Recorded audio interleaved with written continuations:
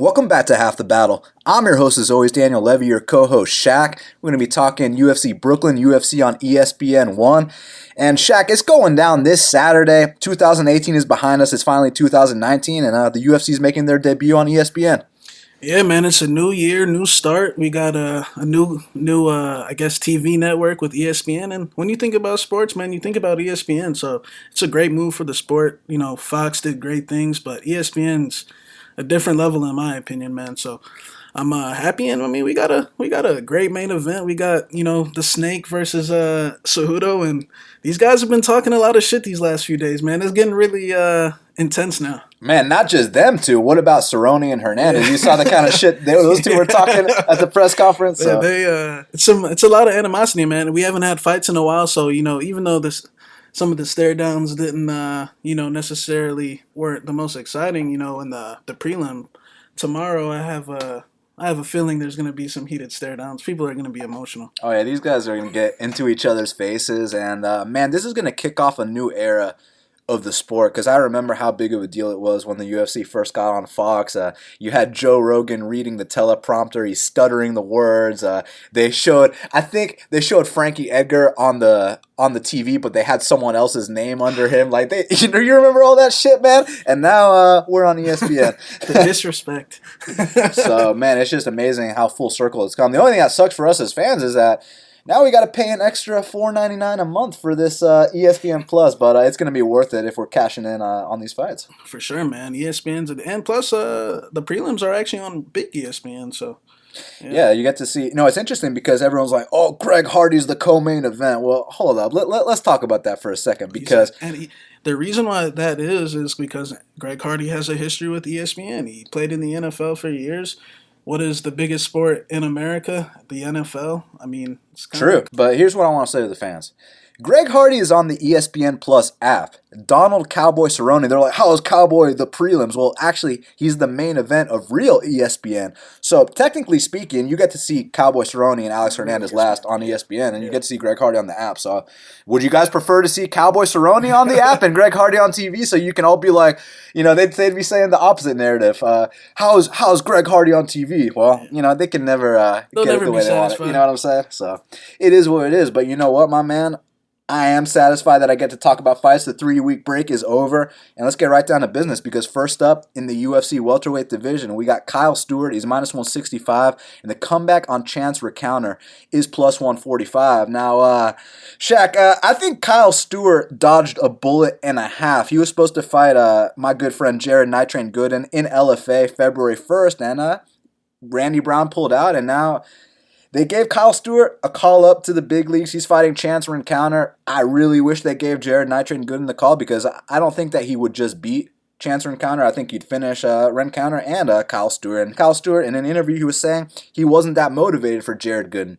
If you're not motivated for Jared Gooden, you will wake up looking up at the lights. But now he's got Rencounter. How do you think they match up?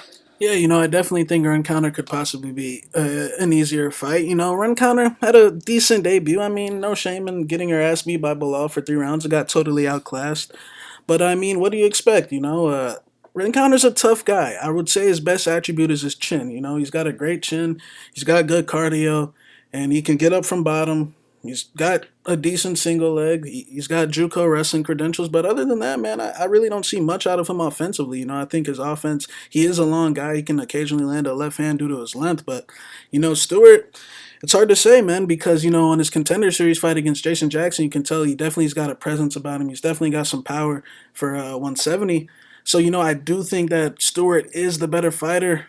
But with this late notice, maybe him not necessarily being motivated up until, as of recently, it's going to be a tough fight. I think it's going to be an ugly fight. I think Rencounter, I'm not sure if he's going to win a UFC fight, man. I think he's tough, but I just don't see much of a threat of him, necessarily hurting guys or, being able to hold him down.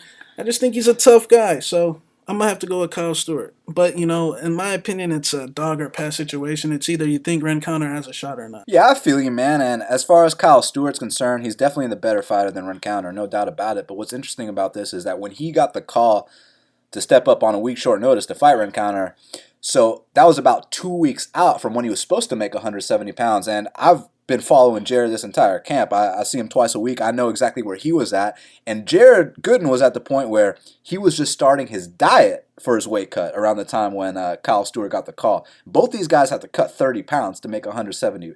I mean, Kyle Stewart's a big boy, you know what I mean? So if he was only starting his diet for his weight cut to 170, that means that Kyle Stewart is cutting upwards of 30 pounds this week. So it might not be the best Kyle Stewart we've ever seen. I'll tell you that right now. But one thing that Kyle Stewart brings to the table, very strong right hand. This guy believes in his right hand all day, and he's also really mentally tough. Shout out to him for serving in the Marines. I respect the guy a lot, and that's probably why in a lot of these fights, when he does get taken down, because his takedown defense is not the best, he is able to keep his composure, get back up, and finish fights. So I really respect that quality about him.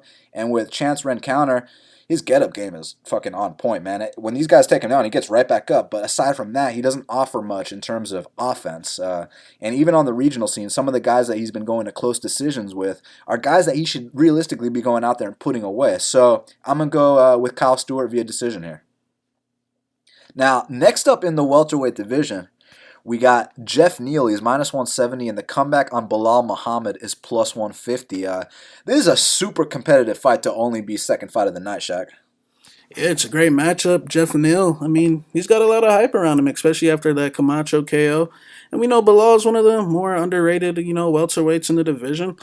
Belal's definitely got a lot more experience. He just came off that nice win against Rencounter. Before that, he beat Tim Means, which is a solid win. Tim Means is, even though it's about a little over 500, that name on your resume is still very impressive. So, when I compare resumes, I would definitely say Belal Muhammad has fought the better competition, the more tested fight, the guy that's paid his dues in the game.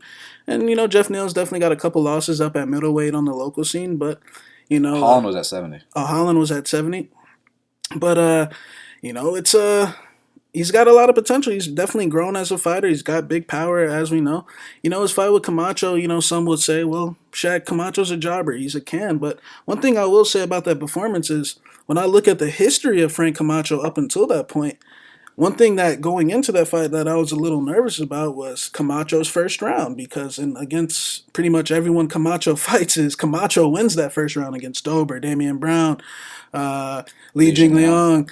I mean, and he hurts guys bad that first round. So, I was a little skeptical going into that fight if, they started exchanging punches. And even Camacho's wrestling in that first round is very good. But when he fought Geoff Neal, all of that got shut down. So I do think Geoff Neal is a legit prospect. But when I look at the line, minus 170, against a guy like Belal, who I said is the more tested fighter, definitely could possibly have slightly better cardio as well. Geoff Neal is a big muscular guy.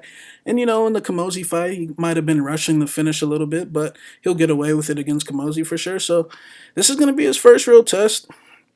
It's, I feel like Belal's definitely got a nice, point, based attack with his parries and his jabs and his outside low kicks.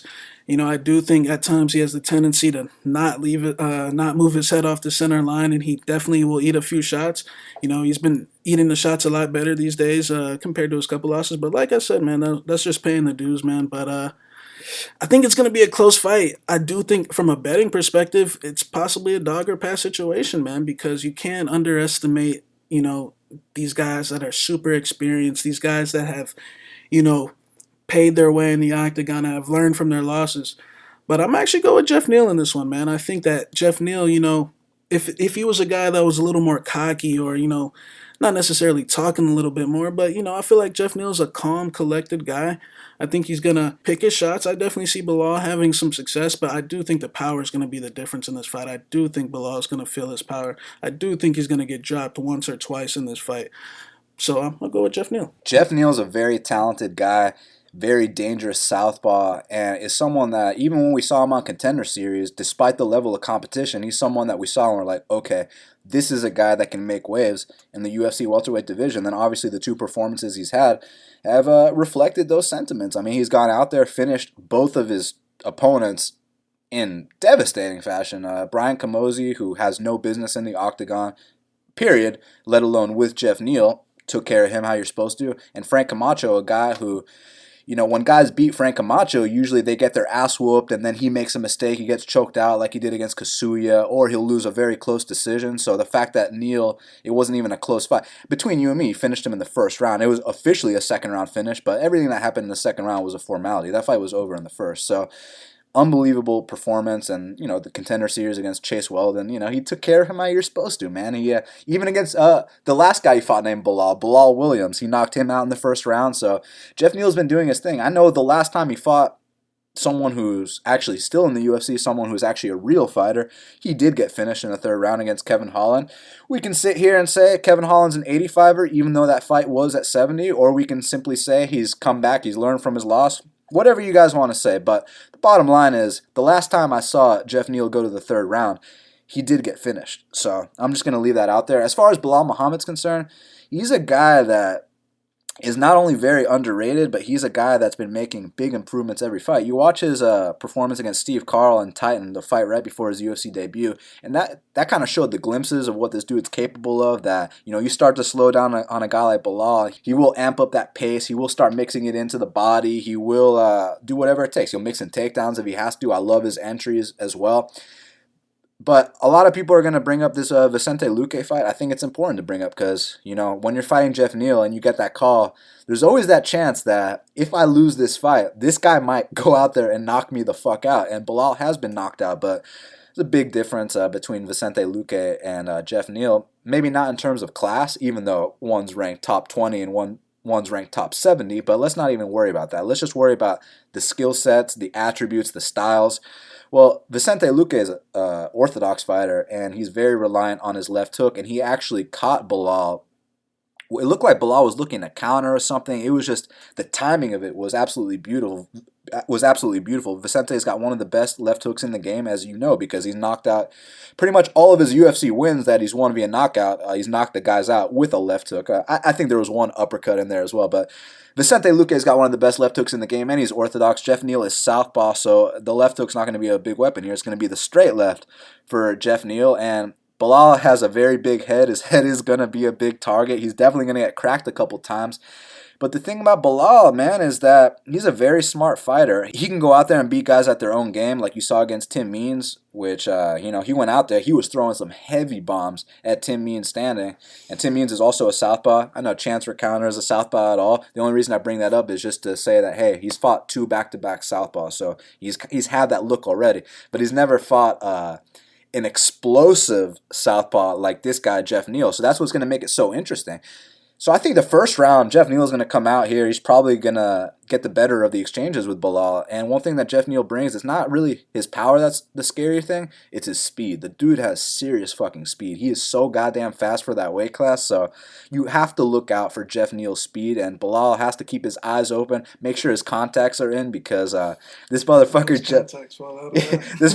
Geoff Neal throws hard as shit. But the thing is, after that first round, even in that Camacho fight, I saw Geoff Neal huffing and puffing a little bit. But when you have a walking punching bag, it's not a really big deal. But you have someone like Belal who can go as hard in the second and third as he does in the first. And I think Belal is going to mix in level changes. And I think eventually starting, around the midway point of the second round, he will feel a lot more comfortable letting his hands go as well. First round, he's going to have to take that ass whooping up front, and I think he's capable of doing so. I'm going to go with Belal Muhammad via either a 29-28 unanimous or a split decision. I see Belal Muhammad getting his arm raised if this hits the scorecards. Now, next up in the lightweight division, we got T. Edwards. He's minus 135, and the comeback on Dennis Bermudez is plus 115. Shaq, it's amazing how the times have changed, my man, because Dennis Bermudez, if you look at his resume, I didn't agree with this decision. If you look at his resume, he beat Max Holloway, but now you fast forward a little bit, he's on a 4-fight losing streak, he's moving up a weight class, he's doing the whole bit, and now he's an underdog to a guy that's 5 or 6-2. So I gotta know, and this kid got destroyed less than 3 months ago, so I gotta know your opinion, man. Yeah, man, I think Dennis Bermudez is pretty much the definition of a shot fighter, man. I think he's achieved things that T. Edwards can only dream of, as far as beating Max Holloway, accomplishments and all, but times have changed. The sport changes. I mean, we're seeing legends nowadays lose to if you would have told me 10 years ago, Nick Lentz would beat the shit out of Gray Maynard like that. I would have been like, What about BJ Penn and Ryan Hall? BJ Penn and Ryan Hall, Chiesa and Conda. I mean, the list goes on and on, man. The game can change. So, I guess from a name value point, it definitely is a little interesting to see Bermudez a dog at T. Edwards. And T. Edwards, as far as his last fight's concerned, he fought Don Madge. And, that fight was a little skeptical going in just because, T. Edwards did have that quick KO on Contender Series. He's a big, explosive D1 wrestler.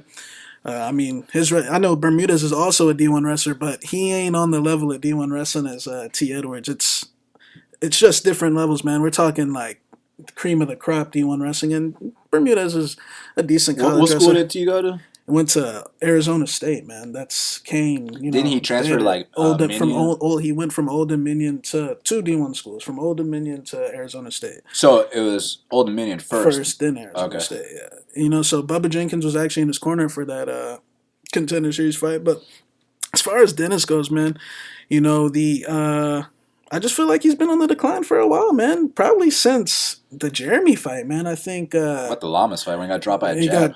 Even in his win streak prior to that, man, you got to look at those opponents and who he's fighting. He was getting rocked by Tommy Hayden, who's not in the UFC. Steven Siler, he beat his ass, but Siler's a pipsqueak, man. Jimmy Hedis, Matt Grice. He's a little jiu-jitsu guy flapping to his back, man. Matt Grice, questionable, man. It was a great fight, but he got wobbled all over the place 100 times.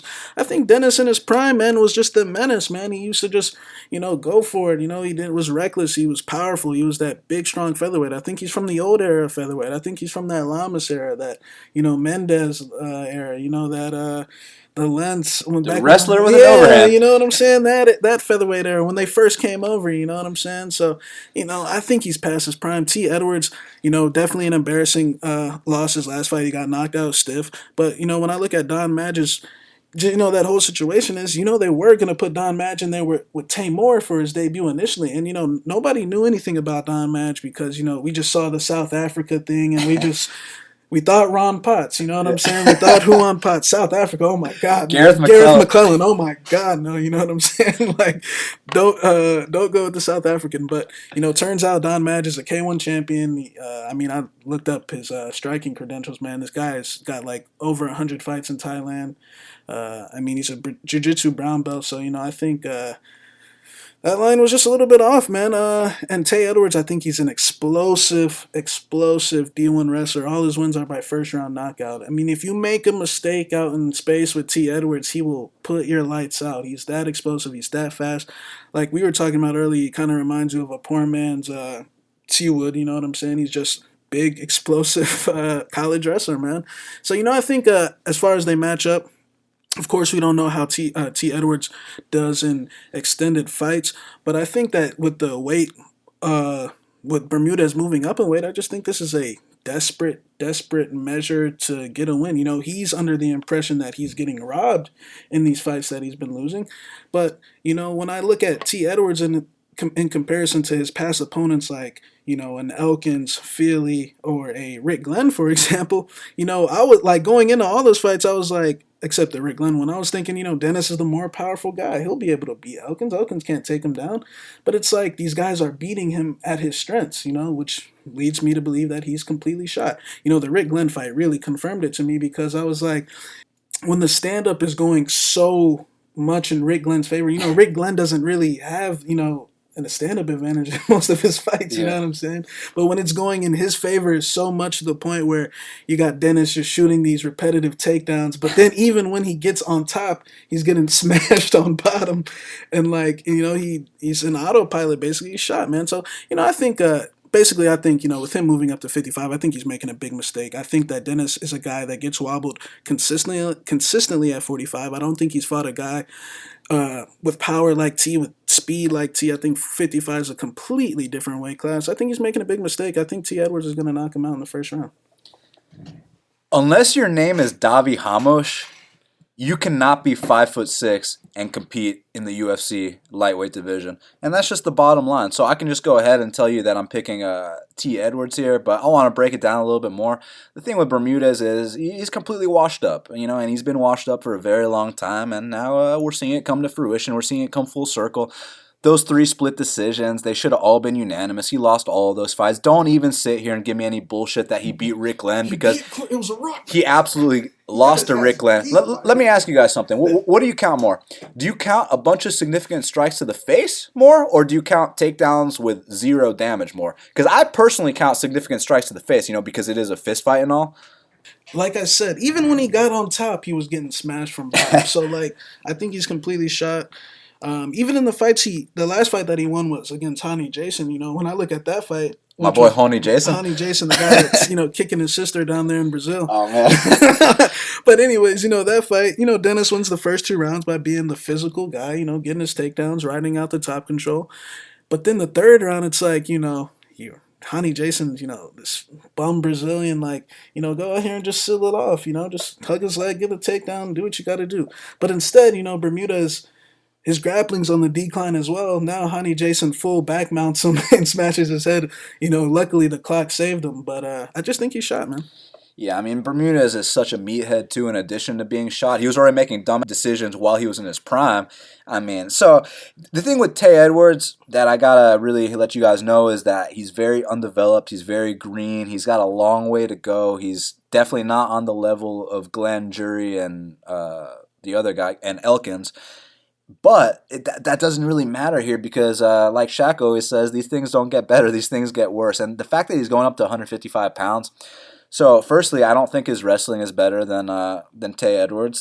They're both D1 wrestlers, but one went to a better school. So you got to give Tay the advantage there. As far as chins are concerned, both of their chins are questionable, but I only saw Tay Edwards get dropped his last fight. I see Dennis Bermudez get dropped, every fight. So since 8 years ago. Man, Matt Grice and Tommy Hayden were doing the whole thing to him back in the day, man. But anyways, I said Tay Edwards is a poor man's Woodley. Now, I know one guy is going to take that quote and run with it and be like, he compared Tay Edwards to Woodley. Styles, listen, man. I said explosive power. I said poor man's Woodley. What poor man's Woodley means is that similar approach, but he's a shitty version of it. So look, what I mean by that is that he'll just stand there and stare at you, but when that moment comes to land the right hand, Lord be with you because that right hand is a fucking missile, and he's got the D1 background, but aside from that, not much volume. He will kind of back himself into the fence like Tyron does, wait to land that big right hand, but luckily Bermudez doesn't have a chin, so I got Tay Edwards by knockout. Now, next up in the bantamweight division, we got Corey Sandhagen. He's minus 470. The comeback on Mario Bautista is plus 375.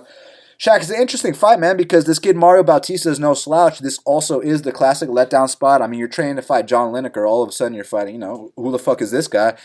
I don't know if he's as motivated, but the fact is, he put the work in. He's bringing his skills to the table. Will he come through as a minus 470 favorite here? I believe he will, man. I think Sandhagen has a bright future. Definitely could be a letdown spot. Bautista definitely has a bright future. Trains at the lab. Fairly explosive kid, got some good grappling, but I just think Sandhagen's on a completely different level, man. I think Sandhagen is, top 20, 25, fringe top 15. He had a good fight with Lineker coming up there. It's unfortunate. But, just knowing him as a person, man, if you hear the guy talk, man, he's so smart, he's so calm, he's so relaxed.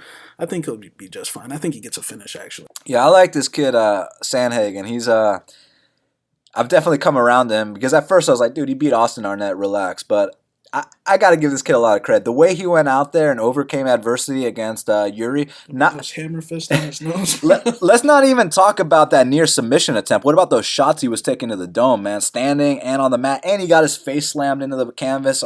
Corey Sandhagen can take an ass whooping and come back. That's one thing I will give that kid. He's also really big for the weight class, very smart. Loves to use his footwork. He's a poor man's TJ. He likes to go in there and mix it up, throw a lot of volume. I'll tell you what about Mario Bautista, though. This kid, he's coming into the UFC with an undefeated record. And I don't like to talk about fighters' amateur careers because it's, there's amateur and there's pro. You only all that matters is what he did as a pro. But I do want to bring up the fact that as an amateur, man, this dude's been showing how tough he is for a long-ass time. You go back and you watch some of these amateur fights that he had, and he showed a lot of potential there where I was like, man, one day this kid will be good. Fast forward to his pro career. He's been putting in work.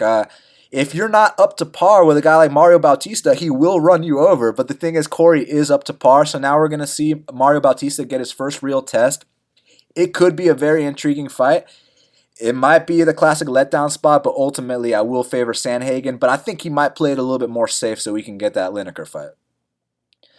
Now, next up, I believe this is the light heavyweight division. We have Alonzo Menifield. He's minus 290, and the comeback on Vinicius Castro Moreira is plus 245. Shaq, it's striker versus grappler. Who you going with? Yeah, man. I see this being that typical matchup where you got the Brazilian Jiu-Jitsu black belt that, has good cardio early, but, we know what happens when Jiu-Jitsu black belts get tired. They tend to back up and get smashed on. And then you got Menifield, he's been training at Fortis, and he's a guy, he's that typical guy with devastating power, just like his teammate Geoff Neal. And then, but he has had some questionable moments in the past on the mat, but he's still undefeated. He's still doing his thing. I feel like Vinicius is going to come out here probably might get a takedown in the early stages. He might get a takedown, but I think when Menifield gets up, I think the Brazilian will get tired, and I think Menifield will take him out. I think his power is that devastating.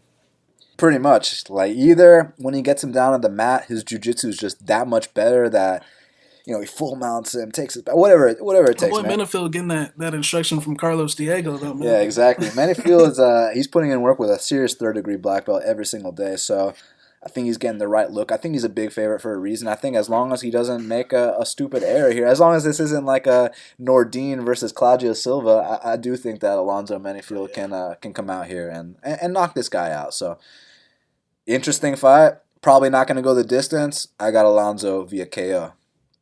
Now, next up in the women's flyweight division, we got Ariane, the Violence Queen, Lipski, and they actually changed her nickname. Now it's the Queen of Violence. Before it was the Violence Queen. Now it's the Queen of Violence. She's minus 220. The comeback on Joanne Calderwood is plus 180. Shaq, you think JoJo 2.0 is going to get this done here, man? It's always 2.0, new gym, new boyfriend.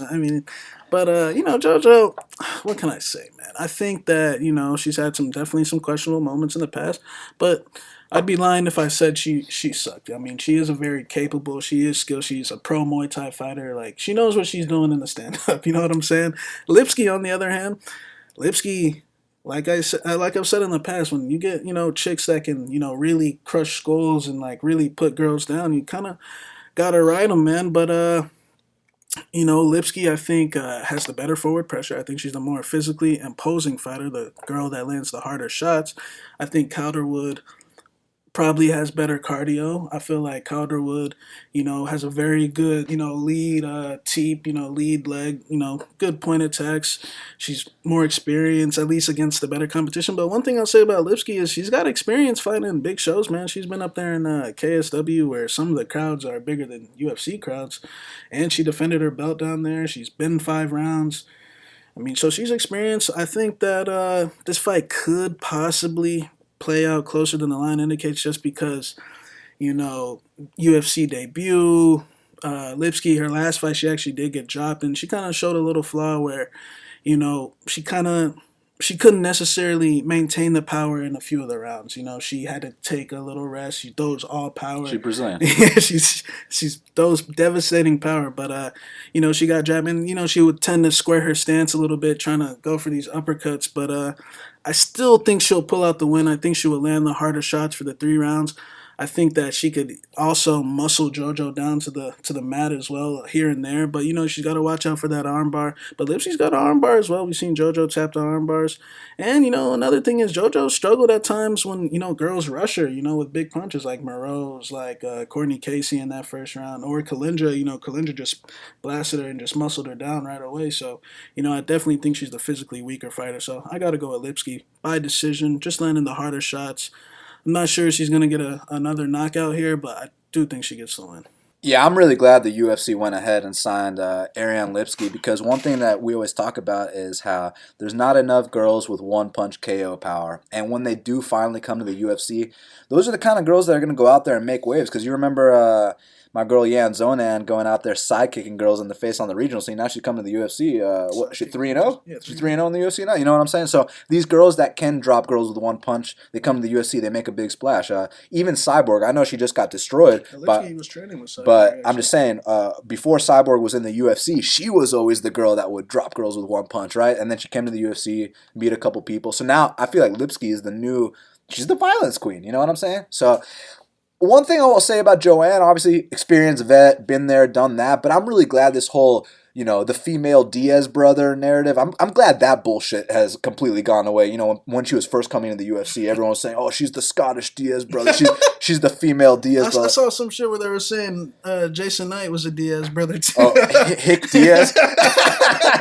It's like, my boy Jason Knight, I can't wait to see him in the NFC. But as far as Lipski, man, amazing. I love the fact that she knocks girls down with one punch. I like the fact that she's very tough. You saw her get dropped, come back and win that fight. I've seen her get her back taken, come back and win that fight as well. I've also seen her set up a beautiful armbar from guard. So she's very well rounded. And one thing about Joanne Calderwood, you put this girl in one bad spot and not right away will she quit, because you watch that Cynthia Calvillo fight, she could have tapped up. She survived 2 more seconds and she would have tapped, but you know what? She did her thing there, but I've seen Joanne Calderwood do some very questionable shit. Just let me know who else gets finished by Marina Moroz in the first round. That's all I gotta know. And if you guys want to tell me, go ahead and let me know. So this whole Scottish Diaz bro bullshit is out the window.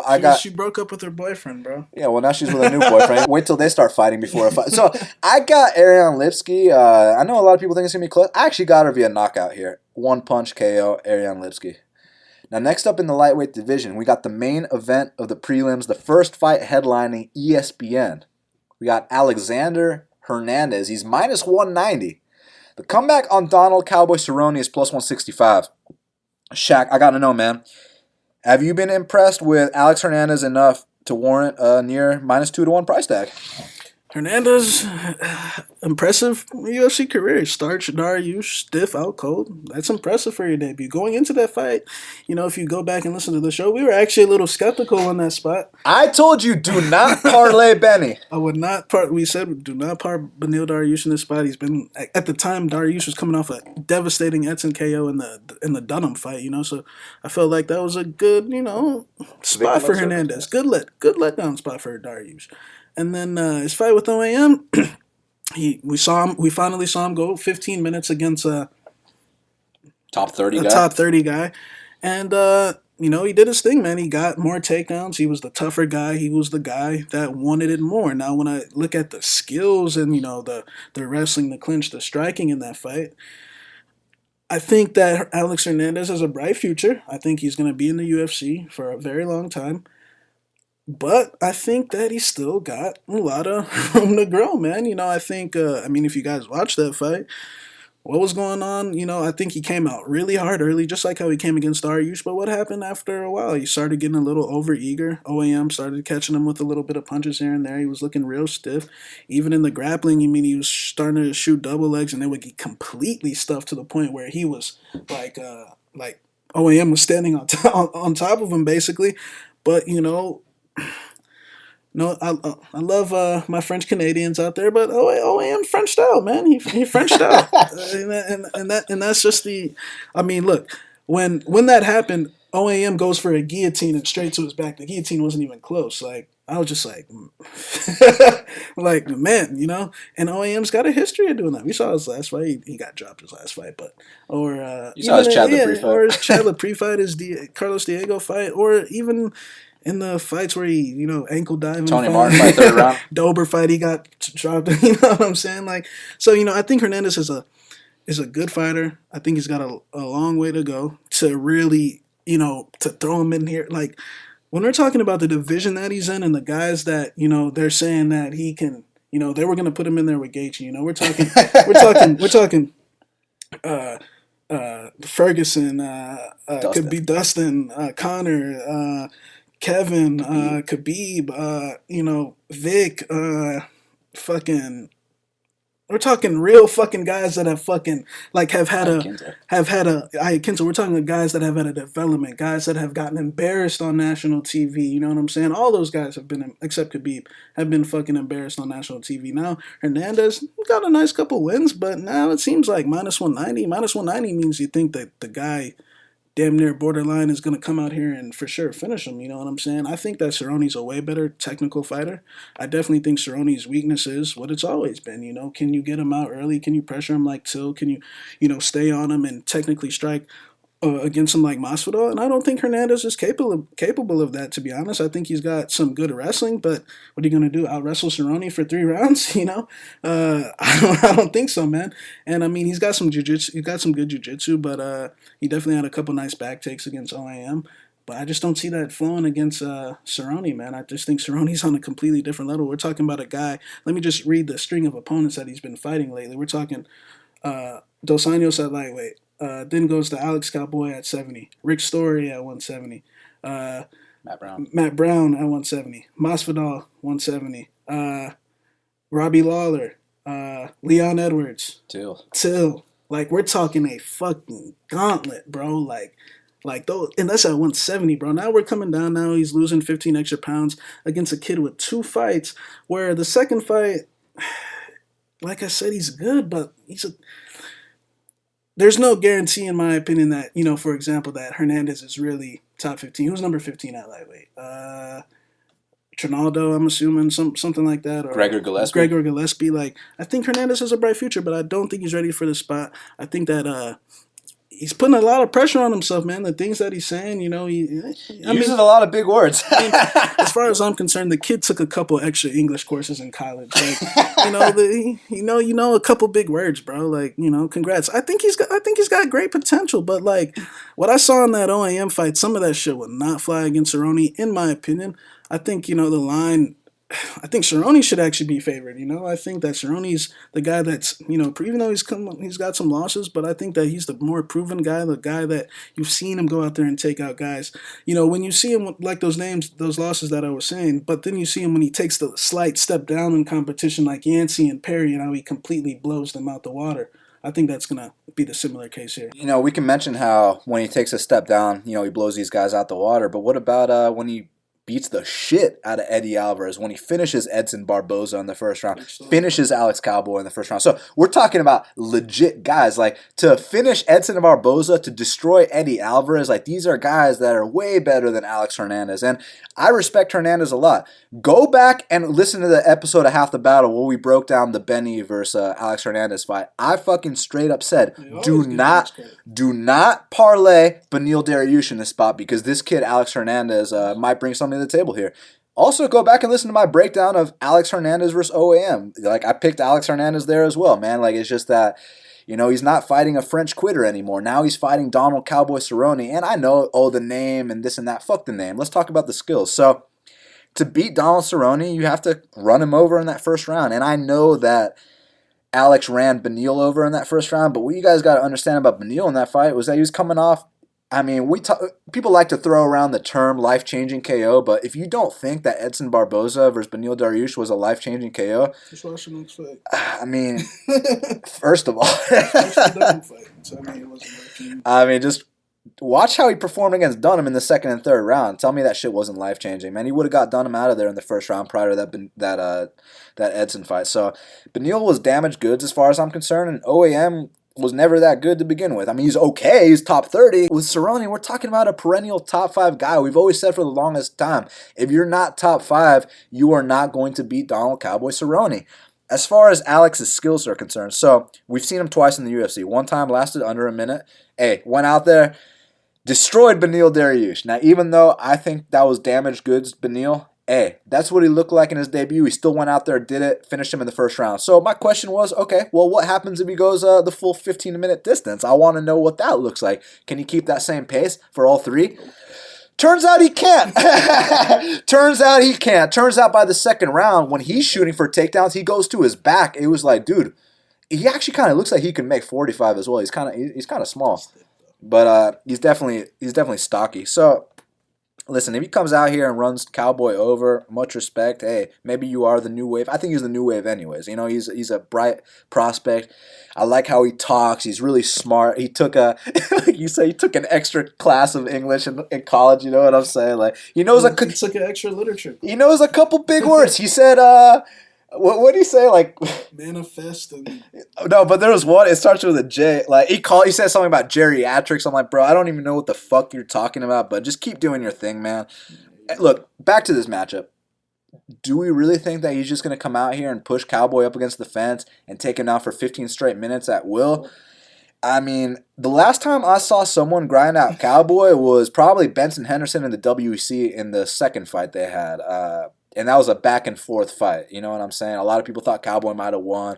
I personally scored it for Benson, but that's really the last time I've seen someone go out there and beat Cowboy via wrestling. Unless I'm forgetting something. Maybe you guys know something I don't know. Maybe there's another fight I'm forgetting in between there. But if you guys want to let me know the last time someone grinded out Cowboy, please let me know. Oh, maybe that first time with Dos Anjos. There we go. There it is. First time with Dos Anjos. So he's only been grinding out 2 times against former UFC and WEC lightweight champion Benson Henderson. Only won the third round anyway. So. And former UFC champion Rafael Dos Anjos. So hey, you got out wrestled by 2 former champs. So you guys do have that on me. But is this kid? This kid's barely been in the UFC 6 months. Not saying he can't do it. I'm just not sold yet. The way you guys are making it seem like this kid's a future world champion. And look, I don't want to say he barely got past OAM because I had it 30-27, but like you would think. There was a couple close rounds. Gilbert Durinho made a bigger statement against OAM than Alex did. Carlos Diego made a way bigger statement against OAM than Alex did. So I just need to see a little bit more before I'm willing to jump on this bandwagon. So I think that if he doesn't run Cowboy over in the first couple minutes, because we know Cowboy's a slow starter, we know people have gone out there, body kicked him, and just ran him over in the past. If that doesn't happen, I think this is going to be a sweat. I think that it's going to be an interesting fight. And I think that Donald Cowboy Cerrone is a super opportunistic guy. And if he does survive that initial onslaught, I do think he actually comes back and finishes Alex Hernandez. So I'm going to go with the Cowboy, Donald Cowboy Cerrone, man. He's going to be pulling some Red Dead Redemption, Arthur Morgan shit in here. And I got him finishing Hernandez. Now, next up in the light heavyweight division, we got Glover Teixeira. He's minus 120, and the comeback on Karl Roberson is plus 100. Shaq, Karl Roberson's taking this up a weight class on a week short notice, taking on the perennial top 5 guy and former UFC title challenger, Glover Teixeira. You think he rises to the occasion in his 5th Octagon appearance? It's a tough fight to kind of make a read on because, we got a guy who has been fighting at 85, even though he does have some fights at 205 in the past. When you just look at it, you would definitely say he's the faster guy when it comes to the stand-up department. We know Glover is on the decline. But one thing I'll say about Glover is, man, that fighting spirit has never changed. Glover will test you no matter who you are. He doesn't really move his head these days, but he's a stiff these days. He's getting chinnier these days.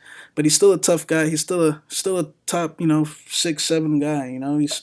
He's still seen a lot more in the sport than Roberson, and Roberson's got a great potential. Now, what's alarming in this matchup is the Cesar Mutanch fight, because, as far as this fight, I would say that Roberson is the faster guy on the feet. I think he can counter Glover at will with his left hand, like we saw Gustafsson counter Glover at will, like we saw Corey, just dominate him. And Roberson's not necessarily on that level as of yet, but I definitely see the stand-up going his way. But what alarms me is the Cesar fight, where Cesar body-locked him, and that's an 85er that body-locked him. But even though Cesar has body-locked and took it down, Hermanson, Anthony Smith, Thiago Santos. Well, he choked him out, but yeah. But, so Cesar he's done a lot of shit too. So,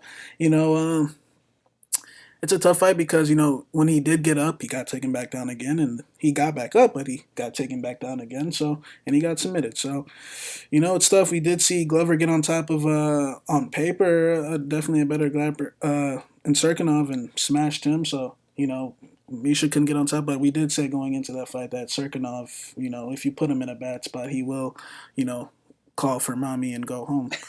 But it's a tough fight, man. I think Glover is getting chinnier. Man, it's just hard to make a read on this weight class thing. And what was Roberson? I mean, I know he's in the gym all the time. He's best friends with Corey. Corey just fought Glover. I'm sure he helped Corey for that fight. I'm going to go with Roberson in an upset, man. But it's just tough to say, man, because it's a week notice, up a weight class, so we know he didn't necessarily have a full camp. He's, I wasn't going to say come in generally heavier. The Marshman fight, he looked real light, was picking Marshman up off his feet, looked great, went through adversity in that fight as well with his leg. It's tough to say, but I'm going to go with Roberson. I think that Glover is just going to wobble slightly a little bit too much. I think it could go 3 rounds. I could also see Roberson knocking him out, or I could see Glover, possibly getting on top and maybe, it just being too much for Roberson. But I'm going to go with Roberson in an upset. I actually think, they could probably line it a little wider just considering accomplishments, man. Glover's top 5 his whole fucking career. But, like Bermudez, I guess, for example, when you're shot, you're shot. Yeah, I think that Glover's got more in the tank than Bermudez just because, he's not getting dropped every fight. He's still going out there and winning some fights. So, you know what I'm saying? I do respect Glover a lot. As far as Karl Roberson's concerned, I don't think he's going to come in here out of shape because he did Corey Anderson's entire camp for Latifi with him. So he's been grinding hard. I know that for a fact.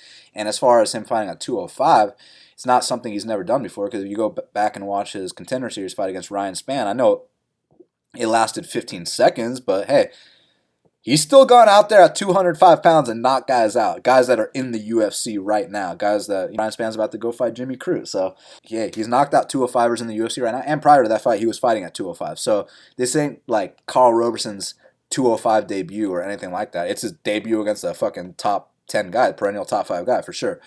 As far as Glover's concerned, he's always been kind of slow, but man, he's tough. Brings some serious power in his hands. He can box. Second-degree black belt in jiu-jitsu, man. Like, he'll take you down with that nice single leg. He'll get on top. He'll pass. He'll choke guys out. So, as far as the Cesar Mutanchi fight, because I know that's what we got to bring up, to me, it wasn't the biggest of deals. It wasn't like, oh, man, this guy sucks on the mat. I just kind of viewed it as a guy who literally has the best blast double at 185 pounds, a guy who literally takes down everyone that he fights pretty much, except, the guys that knocked him out in 30 seconds back in the day. Aside from those guys, Cesar Mutanchi takes everyone down, man. I mean, choked out Moreira in the first round, took down Jack Hermanson, took Anthony Smith, fucking Karl Roberson. He's fucking taken down, he even took down Ian Heinisch last fight. So, man, Cesar takes everyone down. And Roberson got up from the first one, and then from the second one, it looked like he was actually looking for an escape from bottom. But Cesar actually set him up really nicely. Cesar baited him for that escape, made him think that the opening was there, and then just caught him with that arm triangle. It was absolutely beautiful. Roberson was a tough guy. He didn't tap. He went right to sleep. And let me tell you how tough he is, because I wouldn't think any less of him if he tapped. I mean, you got Cesar Mutanchi on top of you, third-degree black belt. Hey, just go ahead and tap right away. The fact that he didn't tap, and for a fact it probably felt like his face was about to explode because, I mean, an arm triangle from a third-degree black belt, dude, that must have been insane pressure. But he also probably went to sleep 2 seconds later. But the fact that he didn't tap, hey, this kid's tough. And I know he's tough, too, because his very next fight against Marshman, he suffers a foot injury in the first round and goes out there. He's blast doubling him in the second round. He's picking him apart at will. Marshman's a guy who's always, he's got a puncher's chance. He's a guy that'll go out there and throw big bombs. Hey, if you get caught by Marshman, watch out. Well, Marshman didn't have shit for Roberson standing, and Roberson was injured. Roberson couldn't move as well as he normally does. So I'm very impressed with this kid. Also, his fight with Darren Stewart.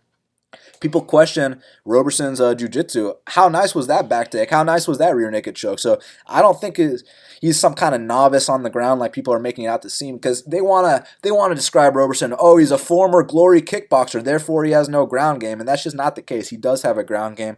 You saw him defend the takedown against Spann and knock him out. You saw him take Stewart's back and choke him out. You saw him get up from the first takedown against Mutanchi. He even had the proper defense against the arm triangle. It's just that the way Mutanchi baited him and set him up, hey, that's some third-degree black belt shit. And then obviously the Marshman fight, you saw him hit the mat as well. So I don't think his ground game is an issue. It's just about, are there levels to this shit when it hits the mat? Because with Glover, second degree black belt, but he's not as athletic as Mutanchi. He's not as young. He's about to turn 40 his next birthday. Between you and me, he's about to turn 50, because we all remember, at least you and I remember, that the reason Glover didn't get to the UFC earlier was because of his visa issues. So we know he ain't really 40. We know he's 50. So, but that being said, what happens if this fight hits the mat? That's the one question I want to answer. I don't know what to say. I mean, I do think that Roberson can stuff takedowns. I do think that he can actually probably get back up, but it's not going to surprise me if Glover passes that guard. Glover is that damn good. But the Misha Serkunov fight, when Misha Serkunov gets in one bad spot, he completely gives up. So I don't really put any stock into that. I don't think Roberson's going to get pounded out like that. If anything, I think it might be something, sneaky and second-degree black belt-like. But that being said, I think Roberson's got a massive speed advantage, standing, athleticism, youth. I think he's going to land some hard counters on Glover. I don't know about knock him out, but I think Roberson is a live dog here. Maybe would like a better line on him just because of the name Glover. Make Glover minus 150 here, but I'll go with Roberson here via sneaky upset. Now, next up in the flyweight division, We got Paige Vanzant. She's minus 155, and the comeback on Rachael Ostovich is plus 135. Now, Shaq, I gotta know, man. You going with Paige Vanzant to get this win? After a year layoff, or are you going with Ostovich to make her UFC record one win? Or excuse me, her overall record one win better than 500? Yeah, it's another interesting fight. Vanzant. That hype train has definitely been derailed. The reality has finally come to light. It's been a while since I heard about that hype train. The reality has finally come to light. And Ostovich, as far as her fighting career, she's had some very not questionable. I mean, she's been fighting 125 or so. She's been fighting Andrea Lee's and De La Rosa's. She lost to Barb Honchak. She lost to a girl making her pro debut and Invicta by knockout. So, I definitely question Rachael Ostovich's toughness right off the bat. I think she's a pretty girl that, decided to take up fighting as a hobby, and it turned into, she's hot as shit. Of course they're gonna push her up, But yeah, tell me anyone else with a 4-4 record getting this kind of push. Well, the thing is, exactly. Getting the type That's of push. All I gotta say. Exactly. She's hot as shit. So, but I don't think she's a tough girl. I think that Paige is by far tougher. We've seen Paige bloodied up in a lot of her fights and still keep fighting, man. Paige will never give up in that cage. That's one thing I will say. The thing with Paige Vanzant is they've been waiting for all these improvements, but they never really seem to happen. Her last fight, she improved in her boxing. Definitely a little better. She definitely abandoned that ballerina shit she was doing. That was embarrassing. The Watterson fight was embarrassing. Even the Rawlings fight was embarrassing. The way she got dominated against Rose, you don't really see chicks getting dominated in that weight class like that. But her last fight, her hands looked a lot better. She got on top of Rose Clark once. She showed her toughness again by not tapping to that armbar. But, just as far as how I see Paige, I think she already is a finished product. But if she were going to make improvements, I still don't think she's going to be really dangerous. I still think she's going to be, physically not weak, but just, you see how easy those girls get the takedowns against her, man. They just dump her like it's nothing, She's not very strong. She's not very physically strong. I do think Ostovich was a little more shorter eye level wise, but thickness, I do think Ostovich is the stronger person. Ostovich, she likes, pretty much her strength is to shoot a low single and get on top and try to, get this armbar. That's what I've noticed in her fights. Her chin is very suspect. If you watch her all her Invicta fight, she's, running her way, looking for a way out, getting dropped. The Christine Ferrer fight, the fight that she got knocked out in, she was up 2 rounds, got knocked out stiff. But I just think Ostovich has very questionable toughness, man.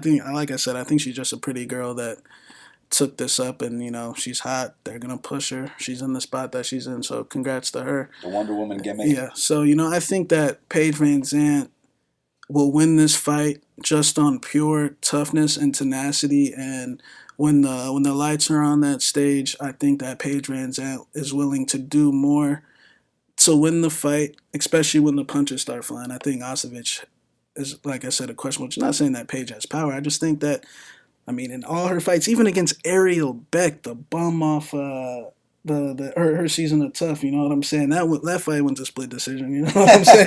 Like when that chick takes knees against like everyone, you know what I'm saying? The fact that and that girl dropped Ostovich and had Ostovich, looking for ways out. Soccer mom dropped Ostovich? Yeah. So like I said, I question Ostovich's toughness. I think it's a great story and all, but I definitely if I just wish the line wasn't so, I wouldn't say necessarily it's inflated, but you just don't want to lay chalk on PVC. PVC is just not very. I don't want to say she's harmless, but she kind of is harmless. I just think that she has to have a complete dud in front of her to really inflict damage. Like so what about this 4-4 girl that she's fighting? Well, physically.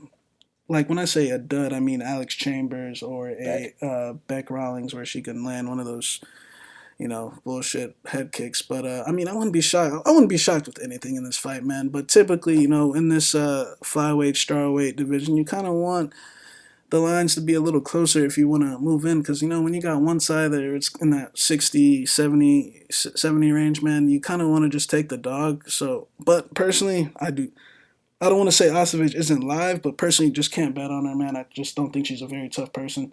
But so I got PVC. Yeah, I mean, it's interesting because Ostovich, she's 4-4. I'd say that as far as skills are concerned, that she's definitely on the lower end of the totem pole in that division. I don't think that her trajectory is very high at all. But, I respect her toughness, just the fact that she's showing up to this fight. Much respect to her. But as far as his matchup's concerned, I did think that Paige Vanzant was looking embarrassingly bad in the Beck Rawlings fight and the one, what was the other fight? And the Watterson fight. She looked terrible in both those fights. Her stand-up, just the way she was moving. It was like fucking Dancing with the Stars, man. It was like, get this shit off my goddamn TV. But she came back against Jessica Rose Clark, and even though she lost that fight, I definitely felt like she made improvements in her technique, and she's always had that toughness. I mean, go back and watch that Rose Namajunas fight. Even go back and watch that Felice Herrig fight. See, at least we can sit here and we can call Paige VanZant a joke as much as we want, but at least she went out there, beat a top 10 fighter in that division or in the division below in Felice Herrig. So, much respect to her for doing that. That's something Ostovich cannot claim. And also, Ostovich, I think she's been finished like 4 or 5 times, right? So, including tough, right? So, I just think that you put her in a bad spot. She's going to tap that mat. You kick her body. She's going to take a knee. So, I don't really think that Ostovich can go 3 hard rounds with Paige VanZant. So, I think Paige VanZant's going to choke her out, knock her out, or win the decision. I got Paige VanZant for the victory. Now, next up in the flyweight division, we got Joseph Benavidez. He's minus 230, and the comeback on Dustin Ortiz is plus 190. Shaq, you remember the first time they fought? Unbelievable fight. I mean, it was one-sided, but the heart that Dustin Ortiz showed was what made Stay chopped. You know what I'm saying? It was what made it such a great fight. So I got to know, in the rematch, you think Dustin's made the proper adjustments to come out here and defeat Joseph Benavidez? I'll say this. Ortiz has definitely gotten better since the first fight. He's got wins over Pantoja and Mateus. Two Brazil's besides Dice Duguay and Formiga, but those are the other 2 best flyweights, I guess you could say. And, Ortiz, one thing I'll say about Ortiz is he's not the fastest guy. He's not the strongest guy. His grappling is very back and forth. He'll get his back taken. He'll turn in the guard. He's one of the best turn-inners in the business. He will steal rounds that way like a motherfucker. But one thing I'll say about Ortiz is his mental game is fucking top-notch, Ortiz will never break mentally. He'll never, look for ways out. He's a tough guy. Benavidez, I mean, the guy's only lost, to 3 people. And, the Sergio one, I'm just going to attribute it to the guy just was rusty, man. He's 2 years off, over 2 years off, 2.5 years off. And, I mean, his offense in comparison to in the Perez fight, in the Sergio fight, I felt like his offense against Serge was just not very dangerous, and his offense against Perez.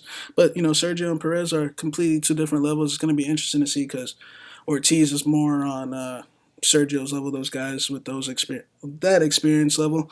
But ultimately, I think Ortiz could possibly, with his toughness, make this a little closer. I still don't think Benavidez is the same guy he once was, but Benavidez just has a way of, scraping out fights like this, getting his job done at the end of the day. So I think Benavidez will scrape out a decision. It's going to be really good. I hope you guys went back and checked out their first fight because it was really good, really bloody, action-packed. It was a long time ago, but it'll kind of give you a baseline of what this fight's going to go like. It's going to be, a little bit better, a little bit more advanced. They're further along in their careers and all that.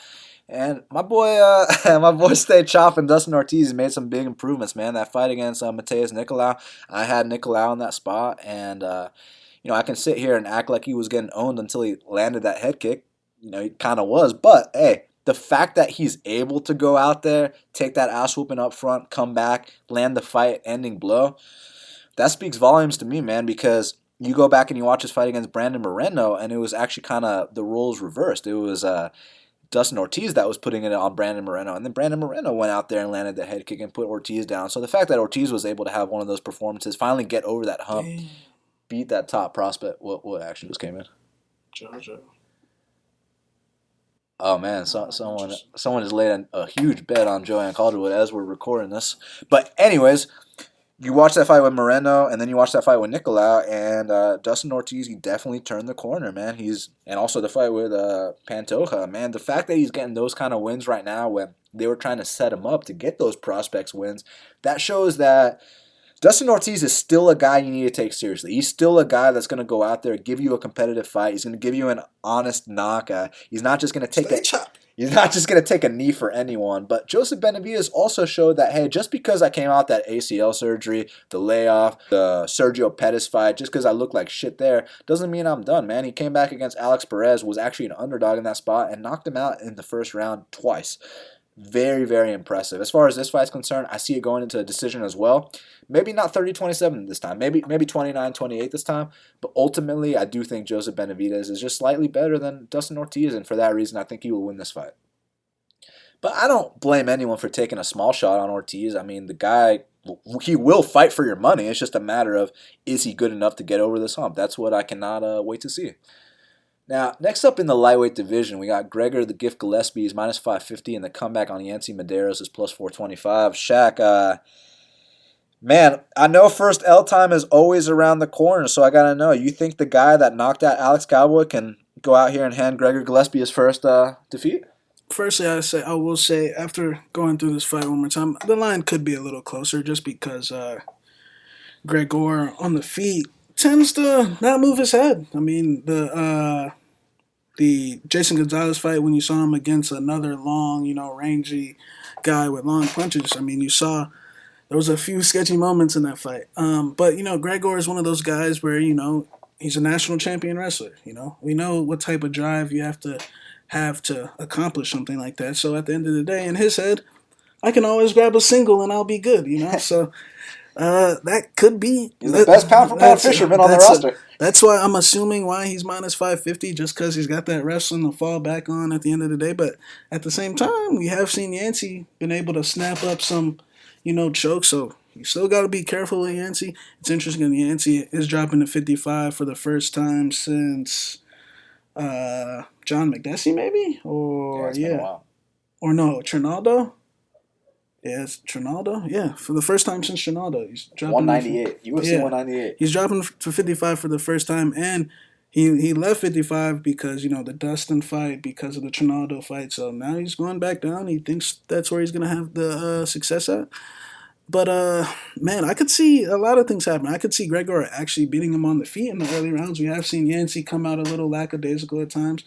He is very chinny. We know that Alex Cowboy had some, permanent effects to him. His chin's never going to be the same no matter what. I mean, the hellacious shots he was taking in that fight and the Trinaldo fight. He's Hawaiian, though, man. Those Hawaiians, but he did get knocked out by Cerrone. Those Hawaiians are very hard to put out. I actually do see this one probably going 3 rounds just because Yancy, he's a fish, man. Like, to really get him out of there, man, you're really going to have to put the nail in the coffin. Who did Connor say he was going to gut like a fish? Diaz, right? Put him like a fish. But Gregor's got to be careful shooting in. Like, let's say, for example, Gregor takes him down right away. But let's say he uses a lot of energy trying to control him, or, like how grapplers tend to do sometimes. He is still, that first L still is coming up. He could make a rookie mistake. But let's say Yancy can get back up to the feet, man. And, Yancy, when Yancy gets back up to the feet, the Hawaiian starts coming out, man. He starts letting off some of those long punches. And then that's when he starts grabbing. So, and that's where Gonzalez was capping. That's the most danger I've seen Gregor in. What about Gleico França with that knee? Yeah, exactly, man. So the guy's got very questionable skills out in space. He's very aggressive with the wrestling. If he gets on a leg, you're pretty much fucked. But, you better be careful with Yancy shooting in some of those takedowns because he's got long arms. Damn. All right. Back to 85. But I think that Gregor will ultimately pull it out. But I actually think it could be a little sketch, man. I think the fight could actually, be a couple Gregors. Don't Gregor, grab his leg. Grab his leg. Yeah, I mean, I could see that as well. Firstly, I gotta say the same shit I say every single time I break down a Gregor Gillespie fight. He doesn't just have fucking great wrestling. He wrestled with Jordan Burroughs in the finals. Do you understand what caliber that is? He won the national title as a freshman. He's a grade ahead of Burroughs, so when Burroughs came, that was shut down. But before Burroughs was in college, Gregor won the national title as a freshman. What you just said, mixed in with the fact that he competed against Jordan Burroughs in the finals. I mean, that's all I got to say about this guy's wrestling credentials, about not just his wrestling, what kind of a gamer he is, because you saw that fight against Glaico França, that knee Glaico landed. Lesser men would have, my boy Gregor can eat these shots no problem. As far as this matchup is concerned, look, I think Gregor is going to come out here and beat Yancy's ass. The only issue is that Yancy is Hawaiian. When you beat a Hawaiian's ass, you might get tired. You might get tired because they're fish. You better pray he goes down. That you finish this guy, because if you do not finish this guy and you expend a lot of energy beating on Yancy Medeiros, when you stand up and you're huffing and puffing, you shoot for that takedown, he snatches that neck in that third round, shit could get real sketchy. I mean, you remember the beating Trinaldo put on him, and then out of nowhere, Yancy drops Trinaldo in like the second or third round. It's like, dude, wow. Like the Alex Cowboy fight. I mean, he just has a way of taking that ass whooping and then giving out damage of his own. So maybe that happens, maybe not. Look, I think Gregor's going to beat his ass regardless. It's just about Gregor not fucking up along the way and getting caught with something. Because money just came in on Yancy. As we're speaking, money comes in on Yancy. Now Gregor's under 5-1. But look, it's going to be an interesting fight. It's going to be a beatdown. It's just about, in those little moments, can Yancy do enough to finish Gregor? That's what it comes down to in my eyes. But shout out to my boy Gregor for cashing that easy money against Andrew Holbrook. Minus 210 for a 20-second KO. So, he's got a soft spot. But as far as this fight's concerned, man, like I said, it's going to be a beatdown. It's just about if Yancy can capitalize on one little mistake or not. If he can, he's going to lose. If he can, then holy shit, it'll be a crazy upset. I got Gregor Gillespie. Co-main event of the evening. Greg Hardy's minus 500 and the comeback on Alan Crowder's plus 400. Shaq, I see a red arrow next to Alan Crowder's name. I see money's been coming in on Alan Crowder. If you bet Alan Crowder, please show yourself. Please reveal yourself to the public. Hey, you can't say that until the fight's over. But hey, if you cash on Alan Crowder, show us that ticket. Yeah, but I mean, we know what's going on here. Alan Crowder is a sacrificial lamb being brought on a silver platter to be fed to Greg Hardy. Greg Hardy, I wouldn't even say that he is a... Like, I was actually kind of pissed that Ariel said this on ESPN. I saw it a couple of days ago. He was on ESPN saying that Greg Hardy doesn't deserve to be here. He won both his Contender Series fights. But the thing is, Greg Hardy kind of does deserve to be here. Firstly, heavyweights, we know, they'll bring in heavyweights. They need heavyweights, They need big guys. There's not too many of them. But we're talking about Greg Hardy, who was, 6-0 as an amateur? All KOs. He had 6 amateur fights. So it ain't like he just came in off the NFL and straight to pro. Like, he actually, was developed in some sense at a very good gym at ATT.